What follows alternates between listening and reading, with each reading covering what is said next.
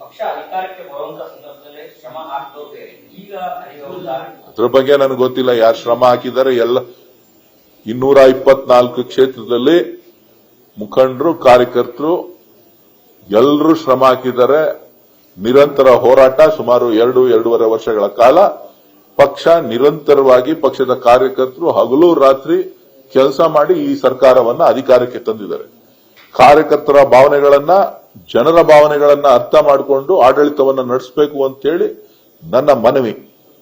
ಅದಾಗ್ಲಿಲ್ಲ, ಸಾಧ್ಯ ಆಗ್ಲಿಲ್ಲ ಅಂತಂದ್ರೆ ಯಾಕೆ 33 ಜನನು ಉಪಮುಖ್ಯಮಂತ್ರಿ ಮಾಡ್ಕೊಳ್ಳಿಕ್ಕೆ ಸಂವಿಧಾನದಲ್ಲಿ ಏನಿಲ್ಲ, ಸಂವಿಧಾನಿಕ ಹುದ್ದೆ ಏನಲ್ಲ ಇದು, ಹಿಂದೆನೆ ಕೆಲವರು ಸ್ಪಷ್ಟಪಡಿಸಿದ್ದಾರೆ. ಹಾಗಾಗಿ 33 ಜನ ಮಾಡ್ಬಿಟ್ರೆ ಎಲ್ಲರನ್ನೂ ಸಮಾಧಾನ ಮಾಡಬಹುದು, ಎಲ್ಲಾ ಜಾತಿಯವ್ರನ್ನು ಸಮಾಧಾನ ಮಾಡಬಹುದು, ಎಲ್ಲಾ ಜಿಲ್ಲೆಯವ್ರನ್ನು ಸಮಾಧಾನ ಮಾಡಬಹುದು. ಬೇಕು ಅಂತ ಅಂದ್ರೆ ಇನ್ನೂ 4-5 ಜನನ ಅದೇ ತರದ ಹುದ್ದೆ ಸೃಷ್ಟಿನೂ ಮಾಡಬಹುದು.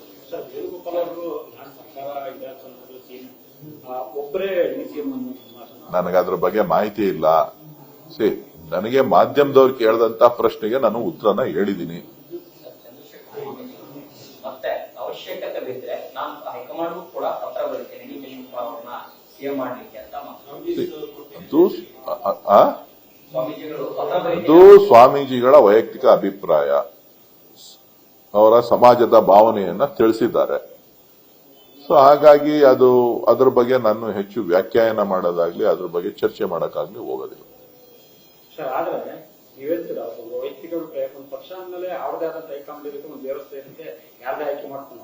ಈ ರೀತಿ ಸಮುದಾಯಕ್ಕೊಬ್ಬರು ಸ್ವಾಮೀಜಿಗಳು ಈ ರೀತಿ ಬಹಿರಂಗವಾಗಿ ಬಂದು ಒಂದು ಹೇಳಿಕೆ ಕೊಟ್ರೆ ಯಾವ ರೀತಿ ಸಂದೇಶ ಕೊಟ್ಟಂಗಾಗುತ್ತೆ ಅಂತ ನೋಡ್ರಿ. ಅವರು ಒಬ್ರು ಸ್ವಾಮೀಜಿ ಆದ ಕ್ಷಣಕ್ಕೆ ಅವರಿಗೆ ಸ್ವತಂತ್ರ ಇಲ್ಲ ಅಂತಲ್ಲ, ಅವರು ಸ್ವತಂತ್ರರು. ಪ್ರಜಾಪ್ರಭುತ್ವ ವ್ಯವಸ್ಥೆಯಲ್ಲಿ ಅವ್ರಿಗೂ ಕೂಡ ಹಾಕಿದೆ. ಬೇರೆಯವ್ರು ಮಾತಾಡ್ಬೋದು, ಅವ್ರು ಮಾತಾಡಬಾರ್ದಾ?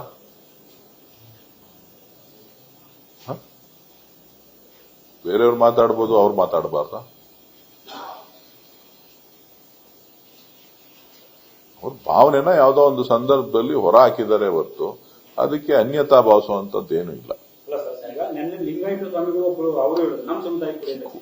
ಈಗ ನಾನು ಹೇಳದ್ನಲ್ರಿ, ಎಲ್ರು ಮಾಡ್ರಿ, ಒಬ್ರನ್ನ ಯಾಕೆ ಮಾಡ್ತೀರಿ? ನನ್ನ ಆಸೆ ಏನು, 33 ಜನನು ಮುಖ್ಯಮಂತ್ರಿಗಳೋ ಉಪಮುಖ್ಯಮಂತ್ರಿಗಳೋ ಏನೋ ಆಗ್ಲಿ, ಬೇಡ ಅಂದವ್ರು ಯಾರು?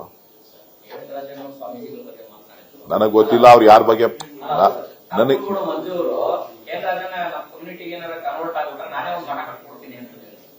ನೋಡ್ರಿ, ನಾನು KN ರಾಜಣ್ಣ ಅವ್ರಿಗೂ ಮಾತಾಡಕ್ ಹೋಗೋದಿಲ್ಲ, ಮಂಜು ಅವ್ರ ವಿಚಾರನೂ ಮಾತಾಡಕ್ ಆಗೋದಿಲ್ಲ.